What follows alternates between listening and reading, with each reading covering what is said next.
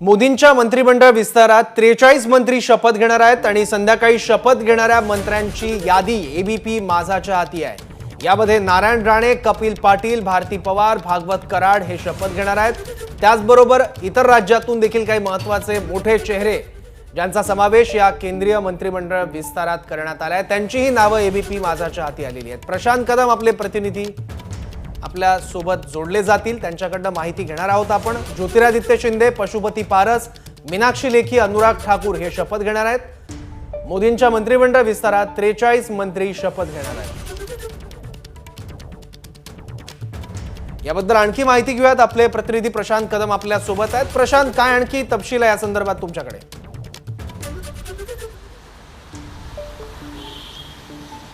सौरभ, खरं तर 43 मंत्री जर शपथ घेणार असतील तर याला मंत्रिमंडळ विस्तार म्हणायचं की मोदी नव्यानं मंत्रिमंडळ निर्माण करतायत किंवा पूर्ण मेकओव्हर करतायत, हा खरा प्रश्न आहे। कारण इतक्या मोठ्या संख्येनं ज्या अर्थी विस्तार होतोय त्या अर्थी बऱ्याच गोष्टी चुकलेल्या दिसत आहेत, बऱ्याच गोष्टींची गरज सरकारला वाटते आणि त्यामुळे अनेक मंत्र्यांना इतक्या कमी कालावधीमध्ये डच्चू दिला गेलेला आहे आणि इतक्या मोठ्या संख्येनं नवे मंत्री सामील होत आहेत। सगळ्यात महत्त्वाची बाब आहे, या यादीमध्ये पहिलं नाव जे आहे ते महाराष्ट्राचे माजी मुख्यमंत्री नारायण राणे यांचं आहे। आजसुद्धा मंत्रिमंडळ विस्ताराच्या आधी जी बैठक पंतप्रधानांच्या निवासस्थानी झालेली होती त्या बैठकीमध्ये नारायण राणे हे पहिल्या रांगेमध्ये बसलेले होते। ज्योतिरादित्य शिंदे जे नुकतेच काँग्रेसमधून भाजपमध्ये आलेले आहेत ते सुद्धा पहिल्या रांगेमध्ये होते आणि ही नावं जी आहेत ती पहिल्या 5मध्ये आपल्याला दिसत आहेत। नारायण राणे, सर्बानंद सोनोवाल जे आसामचे माजी मुख्यमंत्री होते, त्यांना दुसऱ्यांदा संधी दिली गेलेली नाही आहे, त्यांचं नाव दुसऱ्या स्थानावरती आहे। डॉक्टर वीरेंद्र कुमार, त्याच्यानंतर चौथं नाव जे आहे ते ज्योतिरादित्य शिंदे यांचं आहे। 5वं नाव आर.पी. सिंग यांचं आहे जे जेडीयूचे प्रदेशाध्यक्ष आहेत आणि अश्विनी वैष्णव, त्याच्यानंतर पाशू पारस म्हणजे चिराग पासवान यांचे काका आहेत ते आणि त्यांच्या पक्षामध्ये जे सगळं नाट्य झालं होतं त्याच्यानंतर त्यांना मंत्रिपद या ठिकाणी आपल्याला पाहायला मिळतं आहे। किरण रिजिजू यांचं नाव आहे, या अर्थी ते कॅबिनेट मंत्री म्हणून शपथ घेतील असं दिसतंय। हरदीप सिंग पुरी हे सुद्धा कॅबिनेट मंत्री म्हणून या ठिकाणी शपथ घेताना आपल्याला पाहायला मिळतील। त्यामुळं अशा पद्धतीनं हा सगळा जवळपास 43 नावांचा विस्तार जो आहे तो आपल्याला या ठिकाणी दिसतोय। यातली काही नावं जी अशी पण आहेत की जे MOS म्हणून काम करत होते आणि त्यांना कॅबिनेट मंत्रिपदाची शपथ दिली जाईल, म्हणजे जे आधी मंत्रिमंडळामध्ये होते पण त्यांचं प्रमोशन झालेलं आहे। पण महाराष्ट्राच्या दृष्टीनं ही 4 नावं जी आहेत ती आता कन्फर्म झालेली आहेत, जी आपण सकाळपासून सांगतोय की नारायण राणे, कपिल पाटील, भारती पवार आणि भागवत कराड। बरोबर प्रशांत, पण हा कॅबिनेट विस्तार आत्ताच करण्याची गरज नेमकी मोदी सरकारला का भासली? कारण थोडं नावांवर जर आपण एक नजर टाकली तर त्यामध्ये प्रादेशिक समतोल आणि त्याचबरोबर सोशल इंजिनिअरिंग सुद्धा साधण्याचा प्रयत्न केलेला दिसतोय आणि आता आगामी 5 राज्यांच्या विधानसभा सुद्धा आहेत काही महिन्यांमध्ये।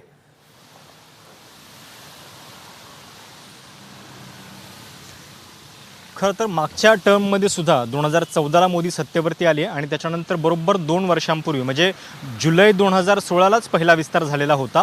यावेळी सुद्धा 19ला ते सत्तेवरती आले आणि 2 वर्षानंतर त्यांचा पहिला विस्तार होतोय, तो देखील जुलै महिन्यामध्येच। त्याच्यामुळे 2 वर्ष हा कालावधी कुठेतरी त्यांनी विस्तारासाठी ठरवल्याचं दिसतंय। पण सगळ्यात महत्त्वाचं कारण हेच आहे, कोरोनामुळं ज्या पद्धतीनं गेल्या काही महिन्यातली स्थिती बदललेली आहे, सरकारबद्दलची एक नकारात्मकता आहे आणि त्या अनुषंगानं हे मोठे बदल आपल्याला दिसत आहेत।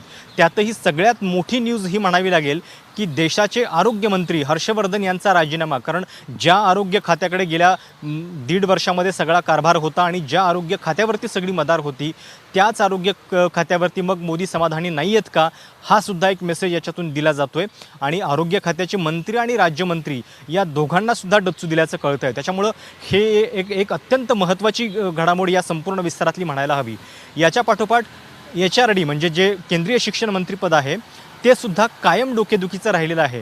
म्हणजे मोदी सरकार 2014मध्ये आलं, त्याच्यानंतर पहिल्या विस्तारामध्ये सुद्धा हे खातं लगेचच 2 वर्षामध्ये बदलण्यात आलेलं होतं।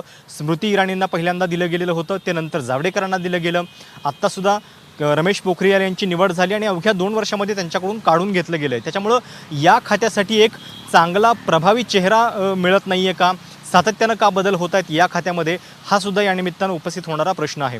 आणि दुसरी गरज जी आहे ती पॉलिटिकल आहे। कारण आपण जर नावं बघितली तर ज्योतिरादित्य शिंदे असतील, नारायण राणे असतील किंवा अगदी कपिल पाटील, भारती पवार हे सगळे आयात केलेले नेते आहेत। राष्ट्रवादी असेल, काँग्रेस असेल, या पक्षातून आलेले नेते आहेत आणि त्यांना सन्मान देण्यासाठी भाजप आता कुठलीही भीडभाड बाळगत नाही आहे, सगळ्या प्रथा परंपरा बाजूला ठेवतं आहे. हा सुद्धा एक मेसेज याच्यातून दिला गेला आहे. बरोबर आहे. जवळपास 11च्या आसपास मंत्र्यांनी आपल्या मंत्रिपदाचा राजीनामा दिलेला आहे प्रशांत, या विस्तारापूर्वी. पण दुसरीकडे बघितलं तर 4 मंत्री असे सुद्धा आहेत की ज्यांना या विस्तारामध्ये प्रमोशन मिळेल असं बोललं जात आहे. आणि त्याचबरोबर महाराष्ट्रातल्या 2 मंत्र्यांना देखील राजीनामा द्यावा लागतोय, त्यांना डच्चू मिळण्याची देखील शक्यता वर्तवली जाते. याकडे कसं बघायचं?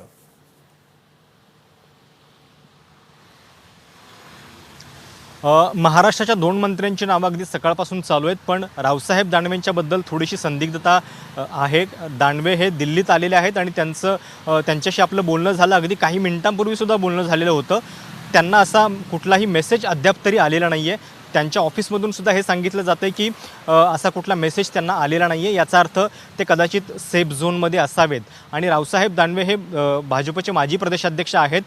जर इतरांना म्हणजे आयात नेत्यांना घेऊन त्यांचं मंत्रिपद काढलं गेलं असेल तर तो एक मोठा मेसेज नकारात्मक जातो आणि त्या दृष्टीने आपल्याला बघायला पाहिजे की ते मंत्रिमंडळामध्ये कायम राहतील की नाही. पण आत्ता जी आपली चर्चा दानवेंसोबत झालेली आहे, जी माहिती त्यांनी दिली त्याच्यानुसार तरी अजून त्यांना डच्चू मिळाल्याचा कुठलाही संदेश अद्याप आलेला नाही आहे. संजय धोत्रे यांच्याबद्दल मात्र ती चर्चा खूप वेगानं होतीये आणि कदाचित त्यांच्या प्रकृतीचं थोडंसं कारण असावं, बाकी दुसरं काही कारण आपल्याला दिसत नाही आहे. पण त्याच्या पाठीमागं दुसरं हे एक पण गणित आहे की महाराष्ट्रातले 6 मंत्री सध्या मंत्रिमंडळामध्ये होते आणि जर अजून 4 नावं ॲड केली तर हा आकडा 10 वरती पोहोचतो. त्याच्यामुळं एखाद दुसऱ्या मंत्र्याला डच्चू मिळणं हे साहजिक होतं. त्या अर्थानं कदाचित हा बदल दिसत असावा. बरोबर. प्रशांत, तू सोबत राहास, पण महाराष्ट्रातल्या कोणकोणत्या नेत्यांची नावं या विस्तारामध्ये आहे ते आपण पुन्हा एकदा बघूयात. संध्याकाळी कोण कोण शपथ घेणार आहेत तर बघा, महाराष्ट्रातले 4 नेते आहेत, त्यापैकी नारायण राणे हे एक आहेत, कपिल पाटील हे दुसरे आहेत आणि त्याचबरोबर आणखी 2 महत्वाची नावं आहेत. भागवत कराड आहेत आणि भारती पवार आहेत. एकूण 4 नावं आहेत महाराष्ट्रातली जे संध्याकाळी शपथ घेतील मंत्रिपदाची. डॉक्टर भागवत कराड आणि डॉक्टर भारती पवार. पुन्हा एकदा आपण जाऊयात आपले प्रतिनिधी प्रशांत कदम यांच्याकडे. प्रशांत, ज्यांची मंत्रिमंडळात वर्णी लागणार आहे अशा खासदारांसोबत मोदी जेव्हा संवाद साधत होते आणि तो फोटो जेव्हा बाहेर आला तेव्हा पहिल्याच रांगेत काही महत्वाचे चेहरे आपण बघतोय. त्यात सर्बानंद सोनोवाल आहेत ज्यांनी आसामचं मुख्यमंत्रीपद भूषवलं आहे, त्याचबरोबर ज्योतिरादित्य शिंदे सुद्धा आहेत आणि नारायण राणे देखील आहेत. पहिल्या रांगेत नारायण राणे आहेत. त्यामुळे हा फोटो नारायण राणेंची ताकद दाखवण्यासाठी पुरेसा आहे का? त्यांचं महत्व अधोरेखित करणारा हा फोटो आहे का?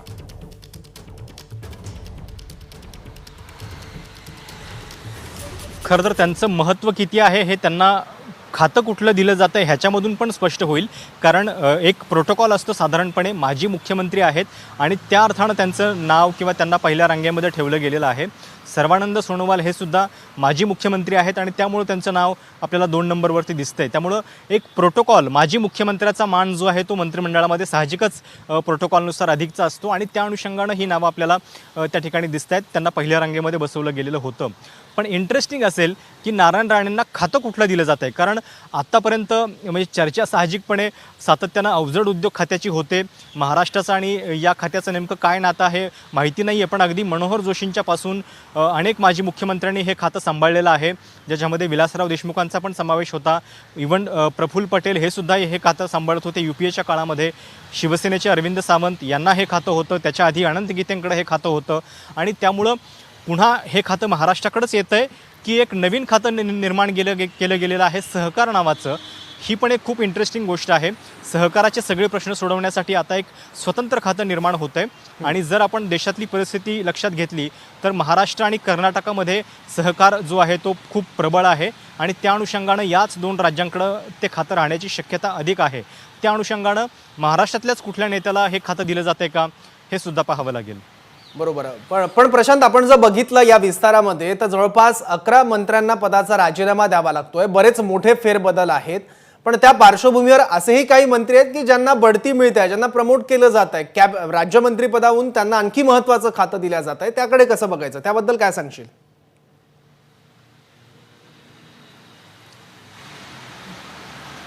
नक्कीच. खरं तर म्हणजे अगदी पहिल्या टर्ममध्ये पण धर्मेंद्र प्रधान असतील, त्याच्यानंतर इतर जे नेते आहेत म्हणजे सेकंड फळी आपण ज्याला म्हणतो त्या नेत्यांना तातडीनं प्रमोशन मिळत गेलेलं होतं.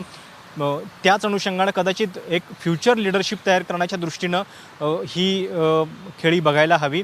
किरण रिजिजू यांचं एक नाव दिसतंय, त्याच्यानंतर हरदीप सिंग पुरी यांना सुद्धा कदाचित कॅबिनेटमध्ये समावेश त्यांचा झालेला असावा आणि या अनुषंगानं ही गोष्ट पाहायला हवी. खातेबदल नेमका कसा होतोय आणि वरच्या ज्या काही पोर्टफोलिओज आहेत, विशेषतः ज्याला टॉप 4 म्हटलं जातं, गृह, संरक्षण, अर्थ आणि परराष्ट्र, याच्यामध्ये काही बदल होतोय का हे सुद्धा आपल्याला पाहावं लागेल. आरोग्य मंत्रालयातला तर आपल्याला म्हणजे खूप त्या बदलाबद्दल उत्सुकता असेल की आता देशाचा नवीन आरोग्यमंत्री कोण असेल, देशाचा नवीन शिक्षण मंत्री कोण असेल, कारण या खात्यांची सातत्यानं चर्चा होत असते त्यांच्या परफॉर्मन्सची. त्याच्यामुळं ते जबाबदारी कोणाला दिली जाते हे पाहावं लागेल. बरोबर आहे प्रशांत, या विषयावर आपल्याला आणखी अपडेट्स तुमच्याकडनं जाणून घ्यायचं आहे. याबद्दल आणखी ज्या काही घडामोडी घडतात त्यावर देखील लक्ष ठेवायचं आहे. एबीपी माझा, उघडा डोळे बघा नीट.